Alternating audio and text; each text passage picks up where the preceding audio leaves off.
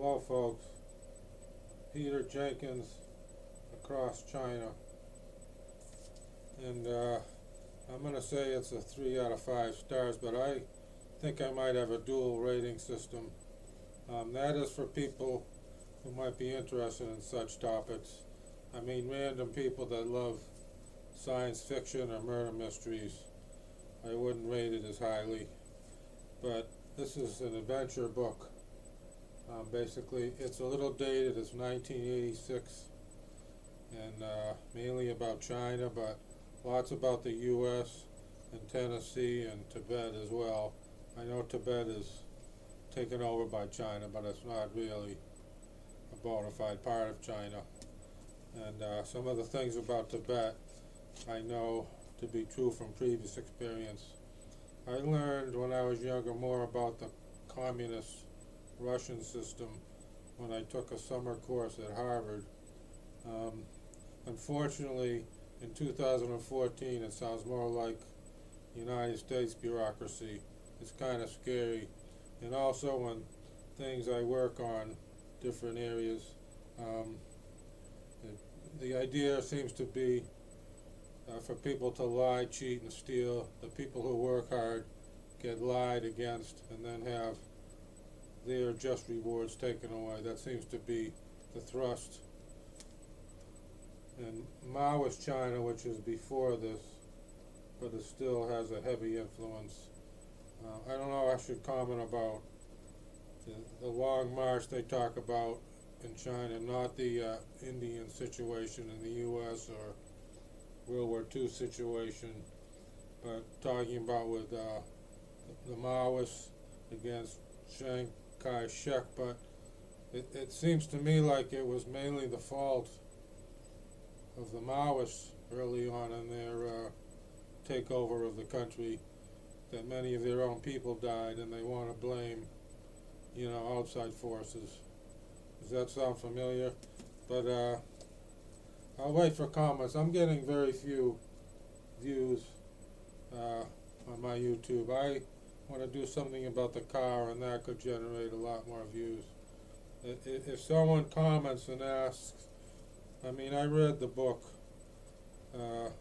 Here's a picture of this guy from circa 1986, 85. I could give more of a synopsis of some of these books. Like the Shakespeare plays, I don't plan to do that. I read all the Shakespeare's plays in the past. There's a lot about hiking up Mount Everest. That's mountain climbing. I did hiking when I was young. I wonder how I did it. When you get older, you get aches and pains, you get injured knees, legs, different things. The GM food they force on us in the U.S. damages people's digestive systems. And of course, hiking is easier than mountain climbing. You don't need special equipment per se to go hiking. You need probably a backpack, and you don't need mountain climbing equipment. And that's an integral part of.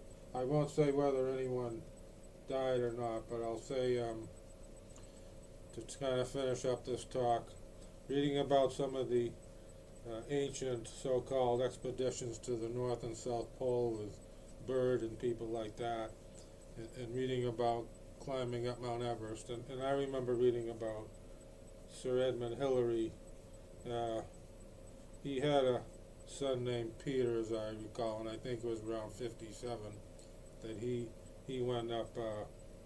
He was like the first white guy to do it in the modern history. That's compared to the Sherpas who are helping him. They don't seem to get that much credit.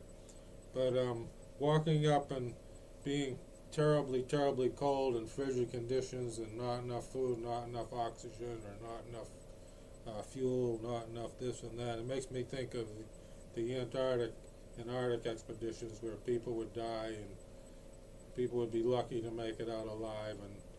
And you'll have to read the book or ask me in a comment if anyone died in this October 86 expedition they had to go up Mount Everest, which this fellow did not, but he was at the base camp, which was only, quote-unquote, 17,000 feet. and I'm still talking.